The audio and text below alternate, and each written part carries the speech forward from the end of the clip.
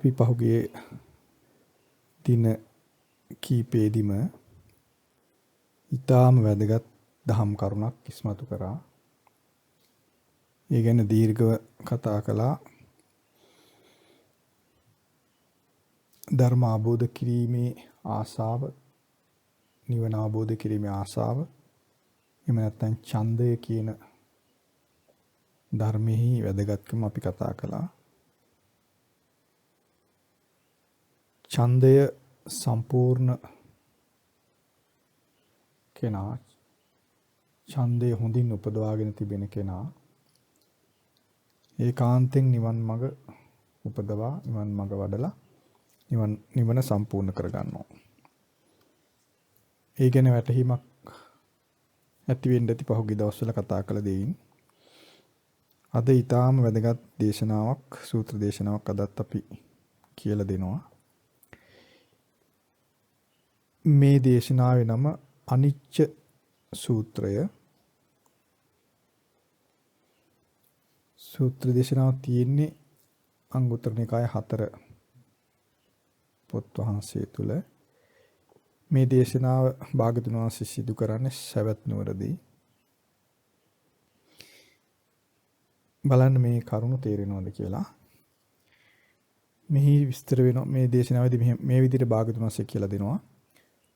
සෝවත භික්ඛවේ භික්ඛු කිංචි සංඛාරං නිච්ඡතෝ සමුනුපස්සන්තෝ අනුලෝමිකාය කන්තියා සමන්නාගතෝ භවිස්සන්තිති නේතං ථානං විජ්ජති.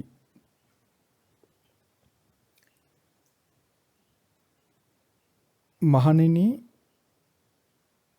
භික්ෂුවක් යම්ම සංකාරයක්, කිසියම් සංස්කාරයක් නිත්‍ය වශයෙන් බලනවා නම්, නිත්‍ය විදිහට තේරුම් ගනිමින් නැත්නම් නිත්‍ය විදිහට බලමින් වාසය කරනවා නම් අනුලෝමිකාය කන්තියා සමන්නාගතෝ භවිස්සන්තිති නේතං ඨානං විජ්ජති. අනුලෝමික වූ ශාන්තියට පත්වන්නේය කියන කරුණ සිද්ධ වෙන්නේ නැහැ.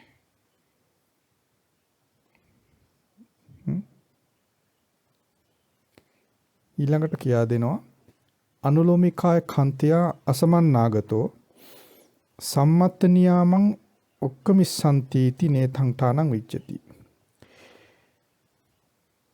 අනුලෝමිකාය කන්තියා එහෙනම් අනුලෝමික වූ ශාන්තියටපත් නොවන කෙනා සම්මත නියාමයට බැස ගන්නවා කියන කරුණ සිද්ධ වෙන්නේ නැහැ කියලා කියනවා. සම්මන්ත නියාමං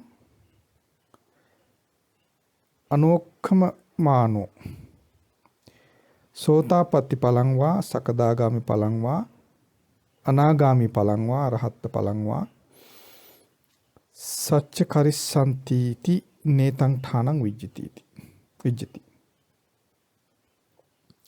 සම්මත නියාමයට බැස නොගන්නා කෙනා සෝතාපන්න ඵලයේ, සකදාගාමි ඵලයේ, අනාගාමි ඵලයේ, අරහත් ඵලයේ කියන මේ ඵලවලට ඒවා සාක්ෂාත් කරගන්නවා කියන කරුණ සිද්ධ වෙන්නේ නැහැ කියනවා. ඊළඟට කියලා දෙනවා සෝවත භික්ඛවේ භික්ඛු සබ්බ සංඛාරං අනිච්චතෝ සමුනුපස්සන්තෝ අනුලෝමිකාය කන්තියා සමන්නාගතෝ භවිස්සතිති ඨානමේතං විජ්ජති. මහණෙනි, යම්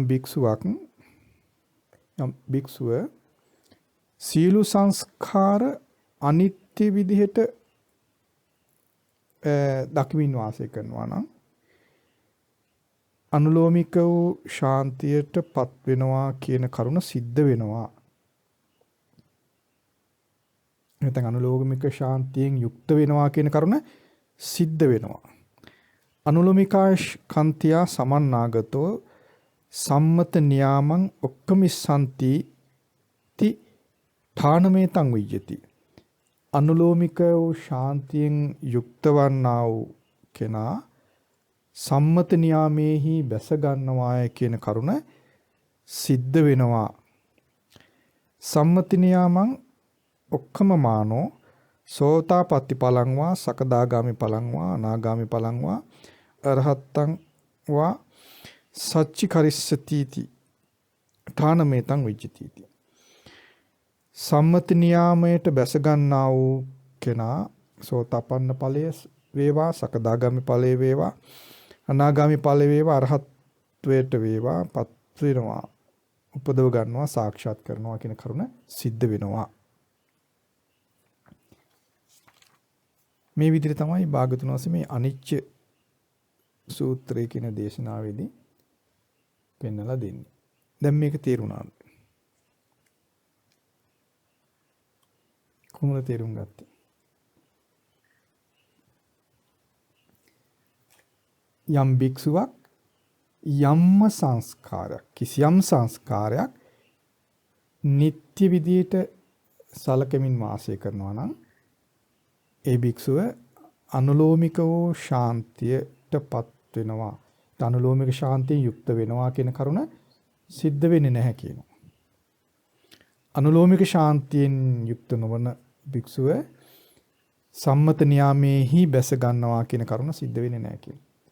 සම්මත නියාමේහි බැස නොගන්නා වූ භික්ෂුව සෝතාපන්න ඵලේ වේවා සකදාගාමි ඵලේ වේවා අනාගාමි ඵලේ වේවා අරහත්ත්වයට හෝ වේවා පත් වෙනවා කියන කරුණ සිද්ධ වෙන්නේ නැහැ කියනවා. භික්ෂුව සීල සංස්කාරයන් අනිත්‍ය වශයෙන් දකිමින් සීකරමින් වාසය කරනවා නම් අනුලෝමිකව ශාන්තියටපත් වෙනවා කියන කාරණේ සිද්ධ වෙනවා කියන්නේ. අනුලෝමිකව ශාන්තියෙන් යුක්ත වන භික්ෂුව සම්මත නියාමේහි බැස ගන්නවා කියන කරුණ සිද්ධ වෙනවා කියන්නේ.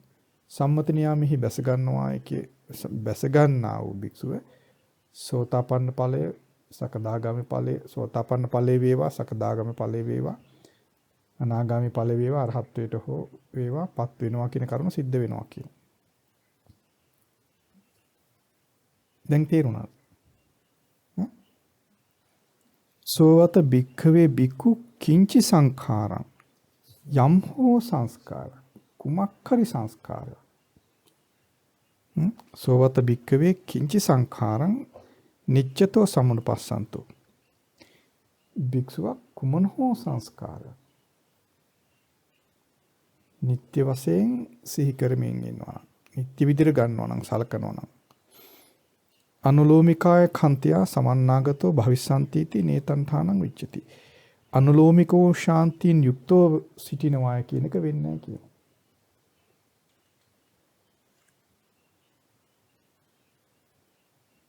මේ කරුණ මං කලින් විස්තර ගොඩාක් ඔයගොල්ලන්ට කිව්වනේ. පුංචි කරුණක් වේවා පොඩි හෝ පීඩාවක් වුණොත් කලබල වෙන්න එපා කියලා මතකද මං කිව්වා. මං යලි කිව්වනේ පුන මතක. පොඩි හෝ දෙයක් පුංචි දේ වෙන්න පුළුවන් අපරනේ. ඒ වගේ පුංචි දෙයට තමයි ගොඩක් අය කලබල වෙනවනේ. බඩගින්නක් දැනුත් කලබල වෙනවනේ. කලබලලා සමහරු මේ සිල්පද බින්ද ගන්නවා නැත්තම් ඊට වඩා හානියක් කර ගන්නවා. අපි හිතමු සීතලක් එනවා. සීතලට කලබල වෙනවා සමහරවිට. උෂ්ණක් වෙනවා කලබල වෙනවා. කොන්දේ අමාරුක් වෙනවා. බඩ දැවිල්ලක් වෙනවා. මම ඔය වගේ දේ ගොඩක් විස්තර කරන්න පහුගිටියේ. මේ ප්‍රධාන මාතෘකාව කියන කාලෙදී මම මේ කරුණ ගොඩක් විස්තර කරානේ. නේද? අන්නේ කරුණ තමයි මෙතන මේ තියෙන්නේ. මේ අනුලෝමිකාය කන්තියා කියන මොකද්ද?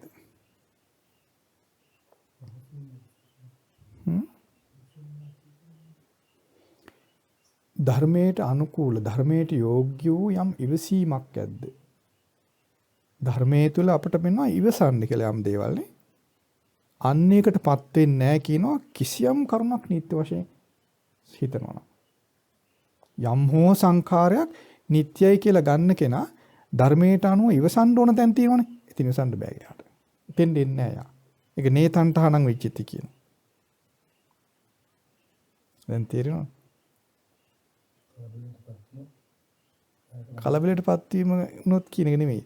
යම් කරුණක් කිසියම් සංස්කාරයක් නිට්ටයයි කියලා අහු සලකනවා නම් ඒ සැලකිලි යුක්තයි නම් ධර්මයට අනුව ඉවසීමටපත් වෙන්න ඕන තැන් තියෙනවා. ධර්මානුකූලව ධර්මයට යෝග්‍යව ඉවසීම උපදවාගත යුතු තැන්. අපි මේවා ගොඩක් විස්තර කරලා තියෙනවා කලින්. මේ හැම එකක්ම විස්තර කරලා තියෙනවා. ඒ විස්තර ගොඩාක් කැටි කරපු සූත්‍රයක් නේ. යම්ම සංකාරයක් කිසියම් සංස්කාරයක් ගැන නිත්‍ය සංඥාවෙන් යුක්තව සිටින කෙනෙක් ධර්මයට අනුව ධර්මයට යෝග්‍ය විදිහට ඉවසීමේ ගුණය ඇති කර ගන්න ඕන තැන් තියෙනවනේ. එතෙන් දියාට එහෙම ඉවස ගන්න බෑ කියනවා. ධර්මයට අනුව බුදුරජාන් වහන්සේ භික්ෂුවකට ඉවසීමෙන් යුක්තව වාසය කරන්න ඕන කියලා තැන් මොනවද? බඩගින්න, පිපාසය, උණුසුම, සීතල. මතකයි? මැසි මඳුරු වදුරු. ඊළඟට කායට දැනෙන දැඩි වේදනා. පොඩි ඒවා නෙවෙයි. දැන් අපිට තියෙන වේදනාවද? අපිට තියෙන වේදනාව අපිට ඉවසන්න පුළුවන්ද? දැඩි වේදනා, කාට දැනෙන දැඩි වේදනා. ඊළඟට නපුරු වචන අපිට දෙන වචන නපුරු ඒවා අපිට එනවද? නපුරු වචන. මෙන්න මේ තැන්වලදී ඉවසීම ඇති කරගන්න ඕන. ඒක තමයි අනුලෝමිකාය කන්තය. ධර්මයට යෝග්‍ය ඉවසීමෙන් යුක්තව ඉන්නවා කියන්නේ ඔන්න ඕකට. පැහැදිලිද? එමෙ ඉන්න බැරි ඇයි? දැන් බලන්න බඩගින්නකදී ඉවස ගන්න බෑ. මොකද අපි බඩගින්න කෙනෙක් සමහරට උදේ නැත්නම් දවල්ට වළඳලා පහුදා දාන ලැබෙනකන් ඉන්න වෙලාවෙදී තමයි මේක අපිට තීන්දුව වෙන්නේ. දැන් අපි කවදාවත් වේල් 2 3 වගේ බඩගින්නෙන් ඉඳ වෙන්නේ නැහැ නේද? ඉතින් මේ කුඩා වෙලාවකදී අපිට ඉවසීම පුළුවන්ද බැරිද කියලා බලන්න ඕන.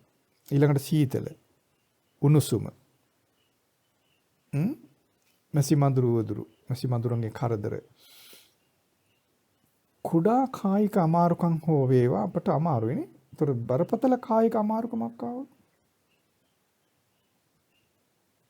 අපිට පුළුවන්ද? එහෙනම් භාගතුනස් කොහොමද අපිට කියලා දෙන්නේ? බඩගින්න ඉවසන්න පුළුවන් වෙන්න ඕන. පිපාසය ඉවසන්න පුළුවන් වෙන්න ඕන.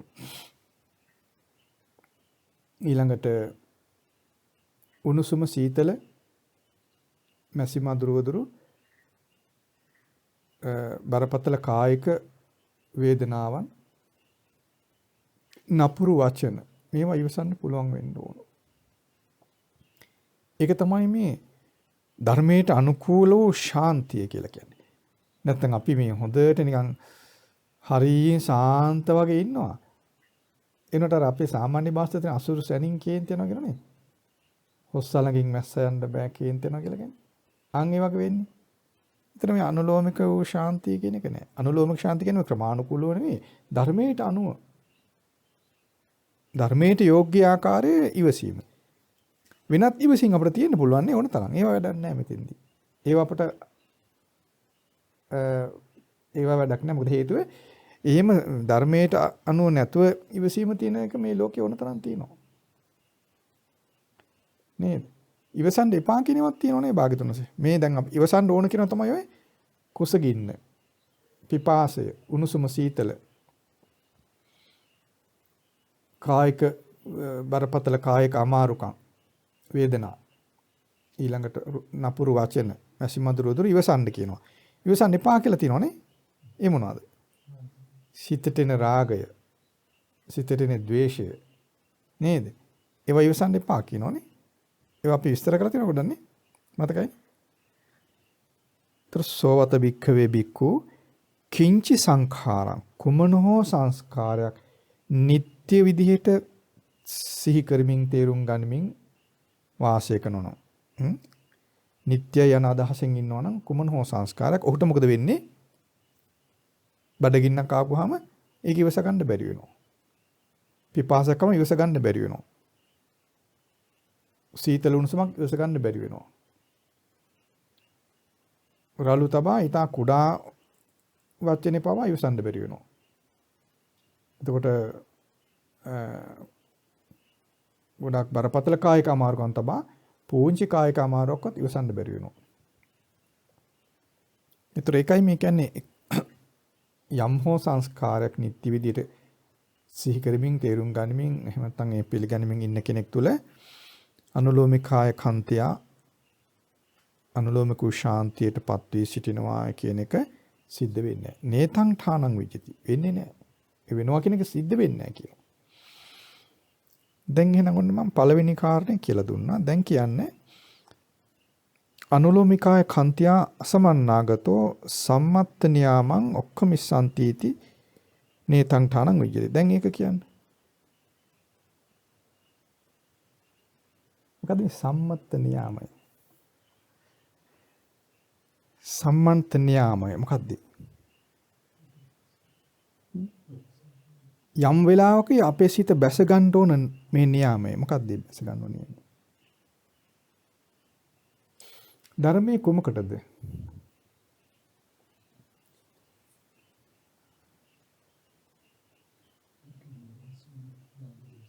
දුකින් නිදහස් වෙන මාර්ගය මොකද්ද?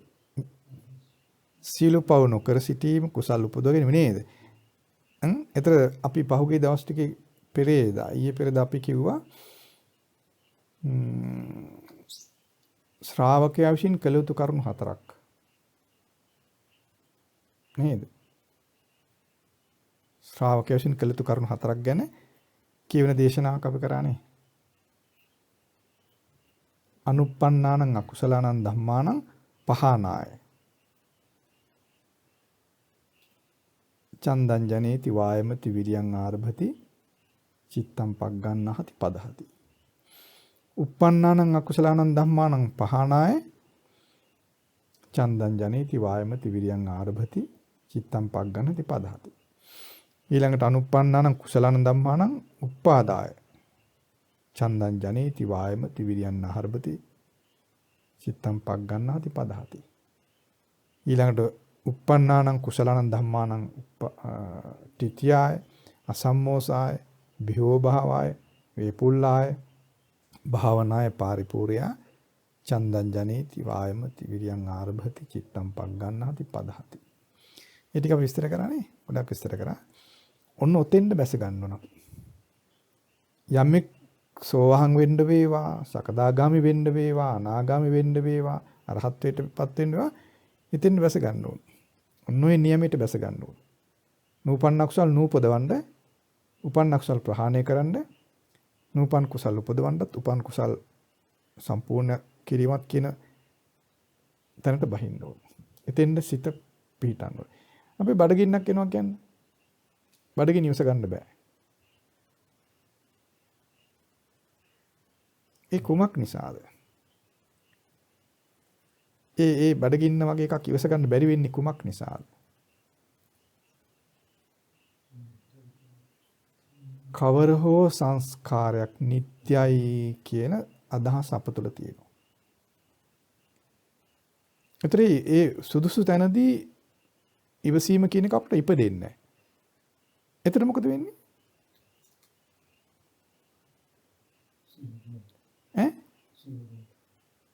නේද මං කිව්වා. නූපන් අකුසල් ඉපදෙන එක වළක්වන්න බෑ. නූපන් අකුසල් ඉපදෙනවා. නේ? විවිධාකාර අකුසල් වෙන්න පුළුවන්. විවිධ විදිහට වෙන්න පුළුවන්. විවිධ විදිහට එන්න පුළුවන්. උපන්න අකුසල් ප්‍රහාණය කරගන්න බෑ. එතකොට තමයි සිල් බිඳින්නේ. සිල් නිකම්ම බිඳින්නේ නැහැ. සිල් නිකම්ම බිඳිනවද? නූපන්න අකුසල් උපදිනකොට උපන්න අකුසල් ප්‍රහාණය නොවි තියදී තමයි සිල් බිඳින්නේ. දැන් ඔබ දෙවෙනි පිරක අර නියාමයේ කිව්වේ නෑ. මේ සම්මත නියාමය. ඒක අපි මං ඇයි මේ සිල් රැක ගන්න බැරි කියන කතාව තේරෙන්නේ නැහැ නේ කාටවත් නේ. දැන් සීලේ සම්පූර්ණ වීම ගැන ඔයගොල්ලෝ හිතනවනේ කොහොමද සීලේ සම්පූර්ණ වෙන්නේ? මොන සීලේ සම්පූර්ණ වෙන්නේ මේ සම්මත නියාමයට පැමිණීමෙන් තමයි සීලේ සම්පූර්ණ වෙන්නේ. මතක තියාගන්න. මොකද නියාමය? නූපන් අකුසල් නූපදවා සිටීම සහ උපන් අකුසල් ප්‍රහාණය, නූපන් කුසල් උපදවීම. ඔන්න ඔය තැනට අපි අපේ සිත පැමිණෙන්න ඕන. ඒක එතෙන්ට පැමිණෙන්න ඒ නියාමයට ඒ ධර්මයට අප පැමිණෙන්න ඒ ධර්මයේ බැස ගන්න. මේ බැස ගැනීමක් වෙන්නේ නේ. මේ සම්මන්ත නියාමං ඔක්කමිස්සති. ඔක්කමිස්සති කියන්නේ බැස ගන්නවා. මේ නියාමෙහි බැස ගන්න. මොකද නියාමයේ නූපන්න කුසල් නූපද වීම, උපන්න කුසල් ප්‍රහාණය මේ නියාමයක්. මෙහි බැස ගන්න අපේ සිත.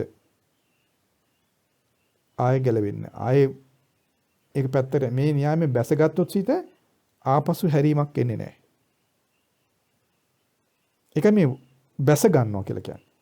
විශේෂ ධර්මයන්, විශේෂ වචන මේ. ඒතර ඒ විදිහට මේ සම්මන්ත නියාමයේ හිම නැත්නම් ධර්මයට අයිති ඒ නියමයේ බැස ගැනීම සිද්ධ වෙන්නේ කුමකින්ද? ධර්මයට අනුව වූ ධර්මයට යෝග්‍ය වූ ඉවසීමෙන් යුක්ත නම් නේ අපේ යම් සීලයක් බින්දින්නේ මොන වගේ තැනකදීද නේ කුසගෙන ඉවසන්න බැරි නම් සීතල උණුසුම ඉවසන්න බැරි නම් ඒ පොඩි තැනකින් තමයි අපේ සිත වෙනස් වෙලා යන්නේ.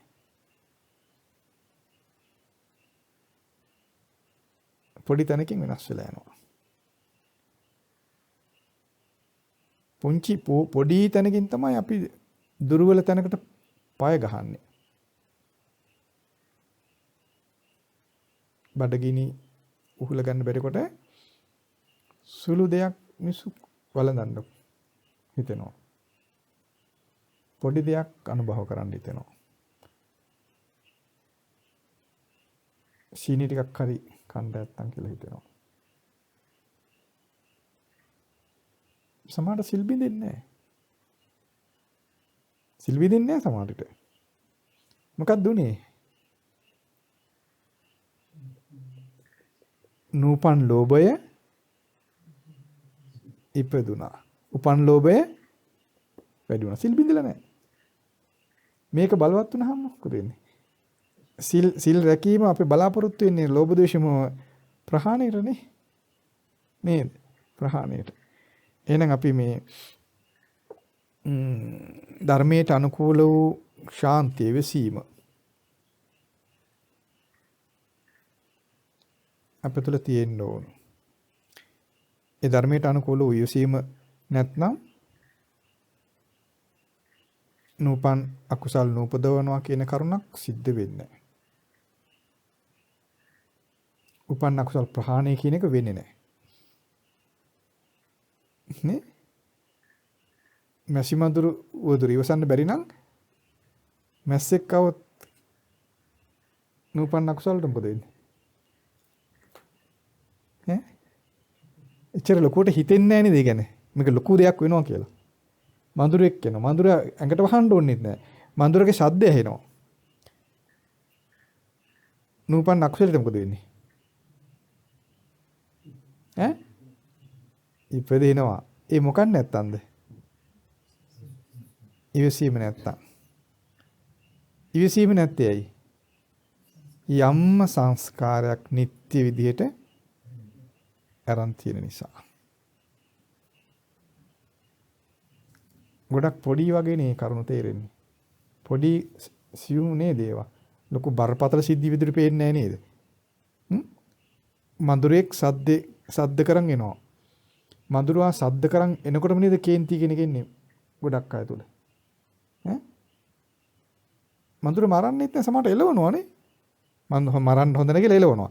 නමුත් අභ්‍යන්තරේ මොකද වෙන්නේ කියලා බලනවාද?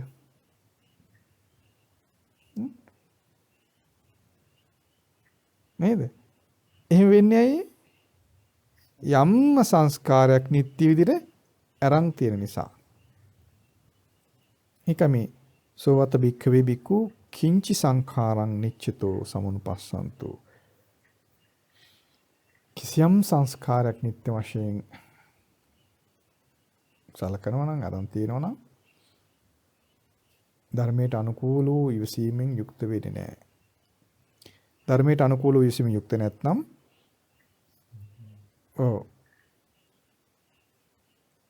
කෙලස් බැහැර කිරීමට නැත්නම් නිවන අවබෝධ කිරීමට අදාළ වන ඒ ධර්ම න්‍යායට බැස ගැනීම කියන එක සිද්ධ වෙන්නේ. මොකද න්‍යාය අකුසල් ප්‍රහාණයත් කුසල් උපදව සම්පූර්ණ කිරීමත්. සෝවත භික්ඛවේ භික්ඛු සබ්බ සංඛාරං අනිච්චතෝ සමුනුපස්සන්තෝ අනුලෝමිකාය ස්කන්ධයා සමන්නාගතෝ භවිස්සති ති ඨානමේතං විජ්ජති. මහණෙනි මහණ භික්ෂුව සීල සංස්කාරයන් අනිත්‍ය විදියට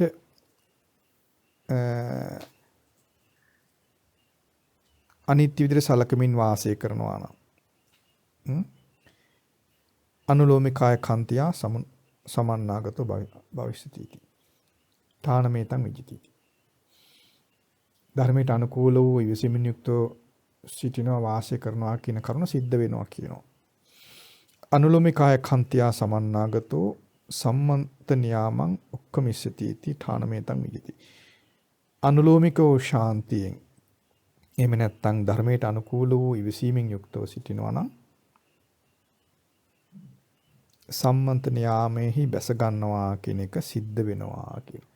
මොකද නියාමේ නූපන්න කුසල නූපද වීමත්.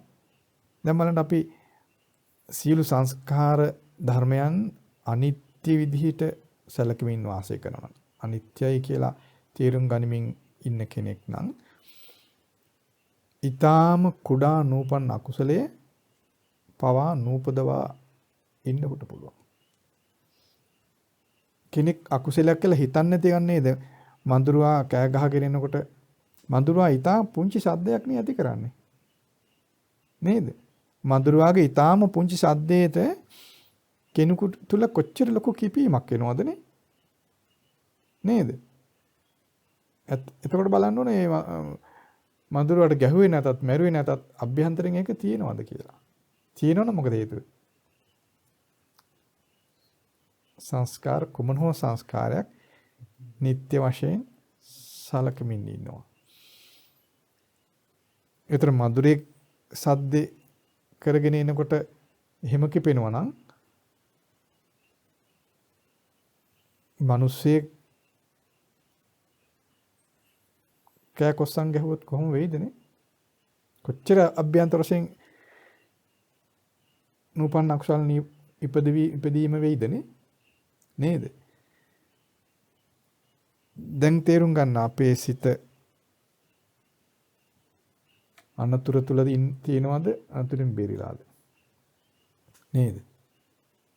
කොහොමද අනතුරින් බේරෙන්නේ? සීල සංස්කාර ධර්මයන් අනිත්‍ය වශයෙන් සිහි කරමින් තේරුම් ගනිමින් සිටීම. සීල සංස්කාර අනිත්‍යයි කියලා තේරෙනවද අපිට? තේරෙනවද?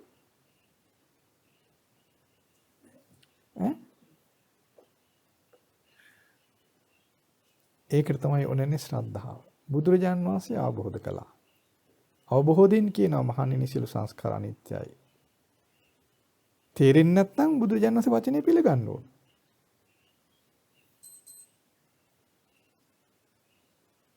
අපිට තේරෙනවා නම් බුද්ධ වචනේ අපි සාදුකාර දීලා පිළිගන්නවා. ඇත්තක් බුදුරජාන් වහන්සේ දේශනා කළේ කියලා. මොකද මේ ඇතම් දේශනා වලදී මේ භාගතුන් වහන්සේ දේශනාව විවර කරද්දී ඒ දේශනාව අහන් හිටපු අය ඊටාම ප්‍රබෝධයටපත් වෙනවා. මොකද එයා ඒක දැනගෙනත් තේරුණා යාට. සමහරට භාගතුන් වහන්සේ කියලා දෙනකොට තේරෙනවා. සමහරට මේ දැක තිබු දේ භාගතුන් වහන්සේ ඇත්තක් කිව්වා. මේ අපිට මේ පේන දේ නොබල සිටීම නිසානේ භාගතුන් වහන්සේ පෙන්වන්නේ. නේද? ඒ නිසා සංස්කාරයන් සිළු සංස්කාර හට ගන්නා වූ දේවල් අනිත්‍ය වශයෙන් සිහි කරන්න. පිළිගන්න අනිත්‍යයි කියලා.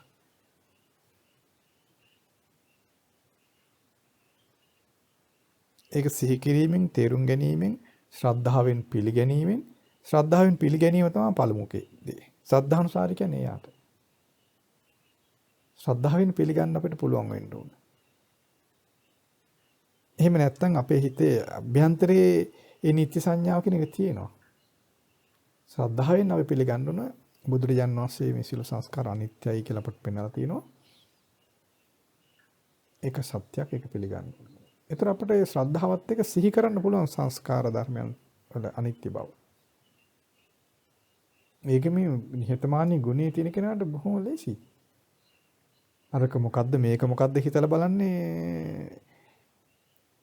බුදුරජාණන් වහන්සේගේ අවබෝධය පිළිගන්න අසමර්ථ ආඩම්බරකාර හිතනේ නේද? අපි සාමාන්‍ය විෂය ඉගෙන ගනිද්දී අපි ගුරුවරයා කියන දේ එහෙන් පිටින් පිළිඅරම් ලියාගෙන පාඩම් කරලා විභාගෙ ලියනවනේ. නේ? දැන් අපි එහෙම විෂයන් කීයක් පාඩම් කරාද? කීයක් ලිව්වද? කීයක් පාස් වුණාද? නේද? බුදුරජාණන් වහන්සේ ලෝකයම අවබෝධ කළා. පරිපූර්ණ අවබෝධයෙන් විරාගී සිතෙන් මහා කරුණාවෙන් කියන දේ අපිට පිළිගන්න අසමර්ථ වෙනවා නම් අසමර්ථ වෙන්නේ ඒ භාගතුන් වහන්සේගේ අවබෝධය පිළිනො ගැනීම. ඉතින් ඒක අපේ නිහතමානී නැතිකම.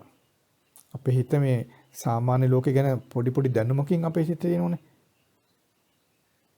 මේ දැනුම තමයි අපිව මුලාවේ දාන්නේ. පොඩි පොඩි දේවල් වල දැනුවත්කමක් අපිට තියෙනවා. යම් යම් විෂයන් ගැන දැනුම තියෙනවා.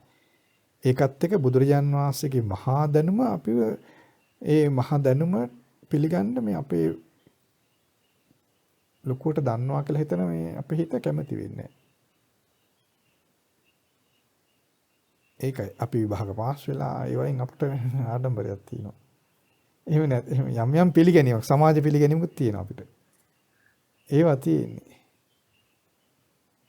ඒ අපේ දැනුම සාමාන්‍ය දෙයක් කියලා අපි සැලකුවා නම් හරි. ඒක මහ ලොකු දෙයක් නෙවෙයි අපිට තියෙන දැනුම සාමාන්‍ය දෙයක්. කුඩා දැනුමක්. ඇත්ත මේ සම්පූර්ණ පරිපූර්ණ ලෝක විශ්ය කියලා දැනුමක් අපිට නැහැ.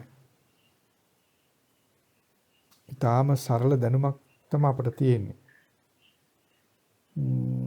ලෝකයේ බුදුරජාන් වහන්සේ හැරුණු විට වෙන කිසි කෙනෙකුට ලෝකය ගැන පරිපූර්ණ දැනුමක් ඇත්තේ නැහැ කාටවත්. ඒක අපි තේරුම් ගන්න ඕන. දැන් අපි යම් යම් විෂයන් ඉගෙන ගනිද්දී යම් යම් අයට විද්‍යාඥයෝ වේවා යම් පරිශෝකෝ වේවා අපි අහලා තියෙන අය ලොකු දැනුමක් ලොකු පිළිගැනීමක් ලෝකේ තියෙනවා තමයි. ඒ දැනුම ලෝකේ නැහැ කියලා අපි කියන්නේ නැහැ. නමුත් ඒක සුළු දැනුමක්. බුදුරජාන් වහන්සේගේ දැනුමත් එක බලපුවාම අනිකුත් ලෝකයට තියෙන දැනුම වැලි කැටයක් වගේ බොහොම පොඩි එකක්. ඒකට අපි ඒක හෙලා දකින්න හොඳ නැහැ. ඒක ගරහන්න නෙවෙයි. නමුත් අපි ඒකෙන් බුදුරජාන් වහන්සේගේ දැනුම සම කරන්න හෝ ඊට ආසන්න කරන්න එහෙම හොඳ නැහැ. අපිට තේරෙන්න ඕන අපි පිළිගන්න ඕන බුදුරජාන් වහන්සේට අසම සම දැනුමක් තියෙනවා. ලෝකයේ සමස්ත ලෝකයේ ගැනම පරිපූර්ණ දැනුම තියෙනවා. අස්සක් මුල්ලක් නැහැ. සියලු ලෝකයේ ගැනම දැනුම බුදුරජාණන් වහන්සේට තියෙනවා. අවබෝධය තියෙනවා. තව කෙනෙකුගෙන් නොවසා තමන් වහන්සේ විසින්ම ඇති කරගත් අවබෝධය තියෙනවා කියලා අපිට තේරෙන්න ඕන. ඒක අපි පිළිගන්න ඕන. ඒක පිළිගන්න පුළුවන් ධර්මයේ ටිකක් ඉගෙන ගනිද්දී. ධර්මයේ ටිකක් ඉගෙන ගන්නකොට අපිට තේරෙනවා මේ අසාමාන්‍ය දැනුමක් කියලා. එක පාට කෙනෙකුට තේරෙන්නේ නැති වෙන්න පුළුවන්. එක පාට පිළිගන්න පුළුවන් නම් එයා හරි වාසනාවන්තයි. එක පාටම බුදුරජාන් වහන්සේ අරහං සම්මා සම්බුද්ධයි කියලා යමෙක් පිළිගත්තොත් අපි කලින් දවසක් කිව්වා නේද මේ අග්ගප්පසාද සූත්‍රය ගැන කියනකොට කිව්වා නේද ශ්‍රද්ධාව ඇති කරගන්න පුළුවන් එක විදියක් තමයි බුදුරජාන් වහන්සේ අරහං සම්මා සම්බුද්ධයි කියලා අහලා ඒ ගුණයට පහදිනවා. ඒක එක විදියක්. ඒක හරිම වාසනාවන්ත ක්‍රමයක්. වරදින්නේ අනිත් ක්‍රමේ තමයි බණ අහලා ඒ කියලා දෙන දේ තියෙන පිරිසිදු බව පරිපූර්ණත්වය නිවැරදි බව යථාර්ථවත් බව තේරුම් ගැනීමෙන් බුදුරජාන් වහන්සේ ඒකාන්තයෙන් අවබෝධයෙන් යුක්තයි මේ බඳු අවබෝධයක් දෙන්න පරිපූර්ණ වශයෙන් පිරිසිදු සිතකින් යුක්තයි කියලා තේරුම් ගැනීම. ඒ දෙවිදියකට ශ්‍රද්ධාවට එන්න පුළුවන්. පළවෙනි විදිය මොකද්ද? බුදුරජාන් වහන්සේ අරහං සම්මා සම්බුද්දයි කියලා අපි ගුණ අහලා තියෙනවනේ. ඒතකොට ඒ බඳු ගුණය ගැන අපි පහදිනවා. නේ? ඒක තේරෙනවද මම කියන එක? ඒ ගුණයට පහදිනවා. ඒ ගුණය සිහි කිරීම ශ්‍රද්ධාව තියෙන. ශ්‍රද්ධාන් යුක්ත බව. දැන් අපි මේ කන බොන දේවල් වල ගුණ අපි සිහි කරලා කන්නේ. අපි ඒවා පරීක්ෂණ පවත්තලාද, තේරිලාද මොකුත් නැහැ නේද? කිරි ගුණයි කියන අපි බොනවා. නේ? මේ කෑමේ මේ විටමින් තියෙනවා කියලා අපි කනවා. මොකෝ අපි දැනලාද නැහැ නේද? නෑනේ? නෑ.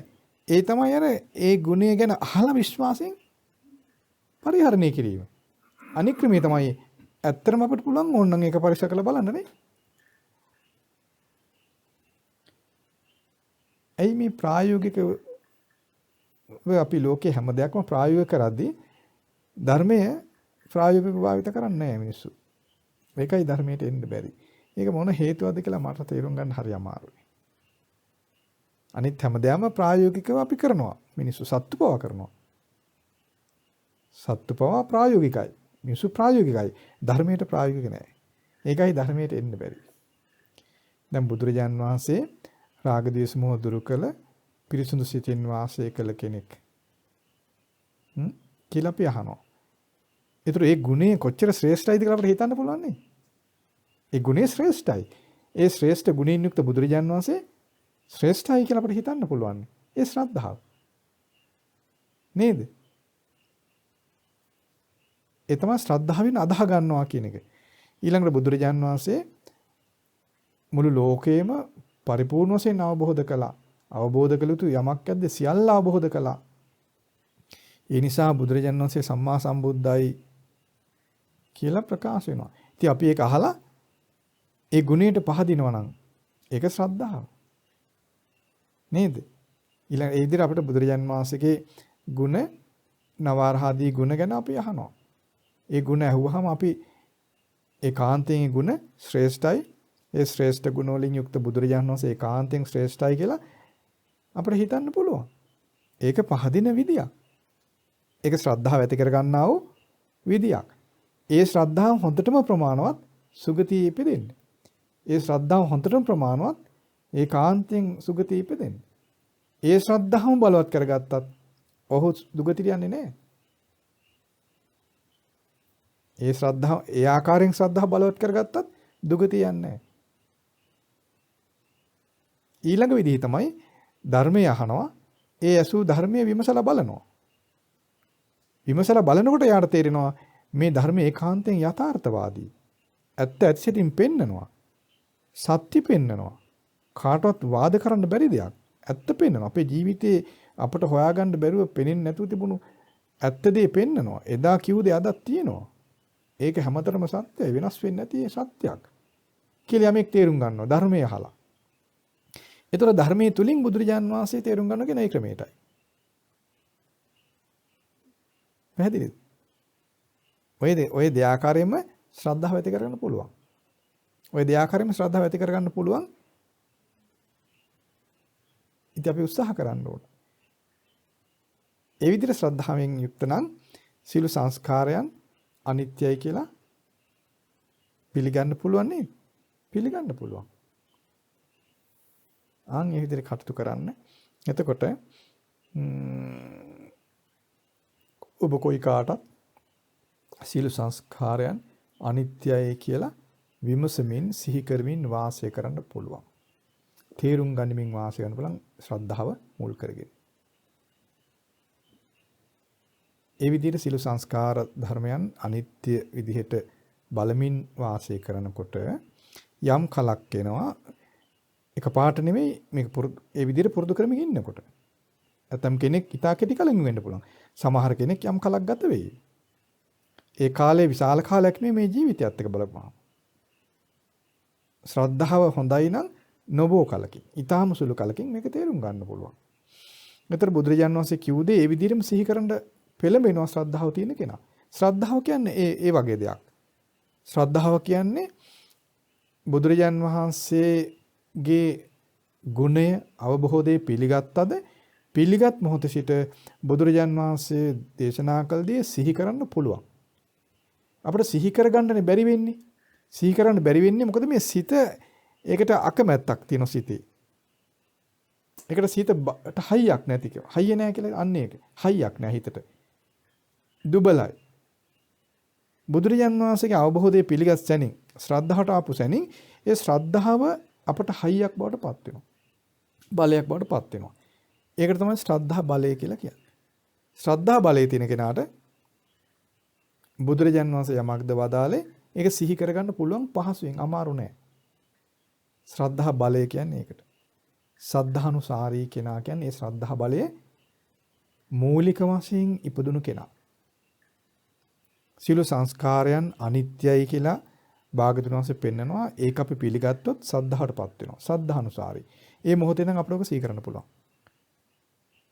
මේ විදිහට සිහි කරමින් හිටියොත් සියලු සංස්කාර ධර්මයන් අනිත්‍යයි කියලා සිහි කරමින් අපට ඉන්න පුළුවන් නම් අපට මේ දකින්න පෙනෙන ඇහෙන හැම දෙයක්ම අනිත්‍ය වශයෙන් තේරෙන්න ගන්නවා. අන්නේ විදිහට අපේ සිත මේ අනිත්‍ය තේරුම් ගනිමින් වාසය කරද්දී ධර්මයට අනුව ඉවසන්න ඕන යම් අවස්ථාවක් එද්ද ඉවසීම අප තුළ හට ගන්නවා. පැහැදිලිද? ඒකයි මේ කියන්නේ සෝවත භික්ඛවේ භික්ඛු සබ්බ සංඛාරං අනිච්චතෝ සමුනුපස්සන්තෝ. මානනීය භික්ෂුව සියලු සංස්කාරයන් අනිත්‍ය වශයෙන් සිහි කරමින් සිටිනවා. අනිත්‍ය වශයෙන් දකිමින් ඉන්නවා. ආන්ගේ විදිහට අනිත්‍ය සියලු සංස්කාරයන් අනිත්‍ය වශයෙන් දකිමින් ඉන්න භික්ෂුවට අනුලෝමිකාය කන්තියා සමන්නාගතෝ භවිස්සන්තිති ඨානමේනං විජ්ජති. ධර්මයට අනු ඉවසීමක් ඇති කර ගන්න ඕන අවස්ථා තියෙනවා. අන්නේ ඉවසීමෙන් යුක්ත වෙනවා කියන එක සිද්ධ වෙනවා. ධර්මයට අනු ඉවසන්න වෙනවා, බඩගින්නට ඉවසන්න වෙනවා. නේද? කවුරු කෙනෙක් එහෙම සැරෙන් කිව්වොත් අපිට ඉවසන්න වෙනවා. ඉවසෙන්නේ නැත්නම් මොකද වෙන්නේ? නූපන්න කුසල් නූපදිනවා. සම්මත නියාමයට එන්නේ නැහැ. ඒකට වැසගන්නේ නැහැ. ඒක මේ වෙන්නේ. ඉවසීම තියෙනවා නම් කවුරු කෙනෙක් සැරෙන් කියනවා. ඔයතර නූපන්න කුසල් නූපදවා සිටීමකින් තැනට එහි බැසගෙන තියෙනවා අපි. ඉපදෙන්නේ නැහැ. එහෙම නැත්නම් අපිට තේරෙනතොර කුඩා සිද්ධිවලදී කුඩා විදිහට නූපන්න කුසල් ඉපදෙනවා. දැන් අර මధుරයක් සද්ද කරන් ඉද්දී තාම කුඩා අකුසලයක් ඉපදෙනවා. තේරෙන්නේ නැහැ කාටවත්. බඩගින්නක් එනවා රැයට. ඊටා කුඩා විදිහට නූපන්න කුසල ඉපදෙනවා. අපි ගිහින් තේකක් බොනවා. දැන් සිල් බින්දින්නෙත් නැහෙනි. කියලා තේකක් බොනවා. සිල් බින්දින්නේ නැහැ. නමුත් නූපන් ලෝභය ඉපදිලා උපන් ලෝභය ප්‍රහාණය වෙන්නේ. තේරුණාද? දැන් පැහැදිලිද? දැන් ඉවසීම තිබ්බනම් ඉවසීම කියන ධර්මයෙන් යුක්තයි නම් බඩගින්නක් එනවා. අපි ඒක ඉවසීම කියන්නේ අමාරු නැති එකක්. මේ රිදව ගන්න එකක් නෙමෙයි. ඒ සාමාන්‍ය භාෂාවේ තියෙන මගේ ඉවසීම පැන්න කියලා ඒක මේ නෙමෙයි. ඒක පෘථග්ජන භාවිතය. ඒක මේ අනුලෝමිකාය කන්තිය කියලා කියන්නේ ඒක නෙමෙයි. මේ ධර්මයට අනුව ඉවසීමක්. මෙතන ධර්මයට යෝග්‍යව ඉවසීම. සාමාන්‍ය පෘථග්ජන මනුස්සයෙක් කියනවනේ මගේ ඉවසීම නැති වුණා කියලා නේද? ඒක නෙමෙයි මේ. ඒකේ තක්කඩි ළඟක් තියෙන එකක්.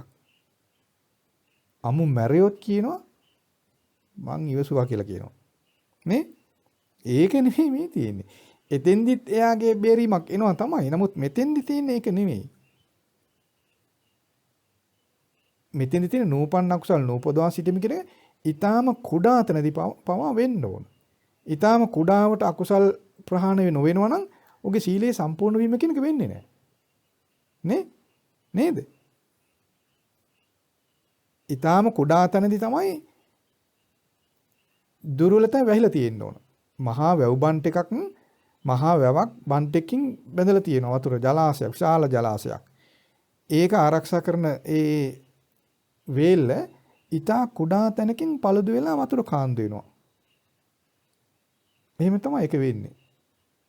ඒ වගේ අපේ ලෝභය ඊටා කුඩාවට වැඩිනවා. බඩගින්නක් එනවා, තේකක් බොනවා. සීලය රැකිලා කියලා හිතනවා අපි. නමුත් සීලේ සම්පූර්ණත්වය කරා යන්න බෑ. ඊට පස්සේ වෙන්නේ අර අපේ තියෙන වීරිය හැල්ලු වෙනවා. වීරිය බලවත් වෙන්නේ. ඒ කියන්නේ චන්දං ජනේති වායමති විරියං ආරභති චිත්තං පග්ගන්නාහති කියන தত্ত্ব දක්වා එන්නේ නැහැ. පදහති ස්ථිර වශයෙන් මම මේ අකුසල නූපන්න කුසල නූපදවනා කියන තැන පිහිටව ගන්න බැරි වෙනවා. ඇයි පුංචි බඩගින්නට තේකක් බොනවා කියලා හිතනවා. ඒ චූටි දෙයින් පොඩිවට තමයි වැව් බන්ට් එකේ ලීක් එක ඇතිනේ පොඩිවට. ඒකම මහ වෙලා ගිහින් බන්ට් එක කඩ යනවා. ඉතින් ඒ වගේ අර කුඩා බඩගින්න ඉවසන්න බැරි කෙනාට ඒ වෙලාවේ අපි මොන හරි අනුභව කරන්න පෙළඹෙනවා. බලන්න මේක විකාලයට අහු වෙන්නේ ප්‍රශ්නයක් නැහැ කියලා හිතනවා. නමුත් ප්‍රශ්නේ තියෙන්නේ විකාලයට අහු වෙනවද නැද්ද සීල් කැඩෙනවද නැද්ද කියන නෙමෙයි. මේ සම්මත නියාමයට අපි ආවද නැද්ද කියන එක. නේද? එහෙනම් සීලේ සමාදන් වූ පමණින් සීල දෙනා නිවනට එන්නේ නැහැ කියලා කියන්නේ ඔන්න ඕකයි. සීලේ සමාදන් වීම වෙනයි සීලේ සම්පූර්ණ වීම එතන සිට එහාට යන එකක් තව. හැබැයි සීලේ සමාදන් වෙන්න ඕන. සීල සමාදන් වීමෙන් තමයි අපි මේක පටන් ගන්නෙ. එතන වීරිය තියෙනවා. නමුත් ඒ සමාදන් වූ සීලය සම්පූර්ණ වෙන්න ඕන. ඒකට තමයි අර ධර්මයට අනුව ඉවසන්න ඕන තැන් වලදී ඉවසීම සිද්ධ වෙන්න ඕන. ඒක සිද්ධ කරනවනේ සිද්ධ වෙන්න ඕන. ඒ සිද්ධ වෙන්න නම් සීල සංස්කාර අනිත්‍ය වශයෙන් බලමින් ඉන්න පුළුවන් වෙන්න ඕන. යම්ම සංස්කාරයක් නිත්‍ය වශයෙන් සැලකින්මින් යුක්ත වෙනවා නම් තේරුම් ගන්න ධර්මයට අනුව ඉවසිය යුතු තැන් වල ඉවසීම නැත්තම් තේරුම් ගන්න දෝෂේ කොතනද තියෙන්නේ කියලා. දැන් ඒකට කාටවත් විභාග තියලා කරන්න බෑ. මට කියන්න බෑ ඔයගොල්ලෝ මෙහෙමයි කියලා කියන්න බෑ. Taman ඕක දකින්න ඕනේ. කොහොමද දකින්නේ? ඉවසන්න ඕන තැන් වල ඉවසීම එනවද කියලා බලන්න. ඒක Tamanට ඇතුලේ පේන එකක්. ඒක මතු පිටට ලොකුවට පේන්නේ නැහැ කන්දක් වගේ. බය වෙන්න එපා. අපිට පේන්නේ නැහැ ලැජ්ජ වෙන්න එපා. නැත්නම් අපිට පේන්නේ කියලා කාටද පේනේද කියලා ඔයගොල්ලෝ ලැජ්ජ හිතෙන්න පුළුවන් නෑ. ඇතුලේ පේන්නේ ඒක. ඇතුලේ Tamanට. මේ ටික දකින්න හොඳ සිහිනුවණක් ඕනනේ. ඒතර බලන්න සිහිය කියන එක තියෙනවනේ. නුවණ කියන එක තියෙනවා. නේද? සිහිනුවණ. දැන් සංසිඳීමේ තියෙනවනේ. ඕකට විවේකයේ ඕනනේ. අවිවේක කෙනාට ඕක පුළුවන්ද? බෑ. දැන් දහම් දැනුම පිරිසිදුව තියෙන්න ඕනේ. දහම් දැනුම නැත්තම් මොකද වෙන්නේ? දැන් දහම් දැනුම අපි හිතන මට්ටමට වඩා අපි හිතන විදිහට වඩා ගොඩක් පිරිසිදු ඕනනේ. අපි හිතන්නම් පොත බලාගත්ත පාඩම් කරගත්ත දැන් හරි කියලානේ. දැන් මේ දේශනාව තිබ්බ ටික ඔයගොල්ලන්ට බලලා ඇති වුණ තරම් මේක. දැන් හරි තේරුම් ගන්න තාමත් අපිට තේරෙනවා කියන අදහසට එන්න එපා. දැන් මේ තේරුම් ගන්නවා කියන එකේ අහලකටත් වෙති හිටියේ නෑනේ. දැන් හරි නිහතමානීකම තියාගෙන වැඩ කරන්න. මේ එතකොට ඉස්සරහට යන්න පුළුවන්. දැන් මේ කරුණ ටික මම ඉස්සරහට ගොඩක් විස්තර කරා කලින්. නේ? විස්තර කරානේ? විස්තර කරා. ඉතින් ඔයගොල්ලන්ගේ වාසනාවක් තියෙනවා ඒ සුදුසු දේශනාවක් අද මොන ගැහුණා මට මේක නැත්තම් මේ ටික මට ගොනු කරන්න හම්බෙන්නේ නැහැ. හොඳයි අපි සෙත් පතනවා සියලු දෙනාට. බුදුරජාණන් වහන්සේගේ පරිපූර්ණ අවබෝධය ගැඹුරු නුවණින් ලෝකය ගැන කළ අවබෝධය සදහසිතින් දරා ගන්න ශ්‍රද්ධාවෙන් පිළිගන්න වාසනාව උදා වේවා.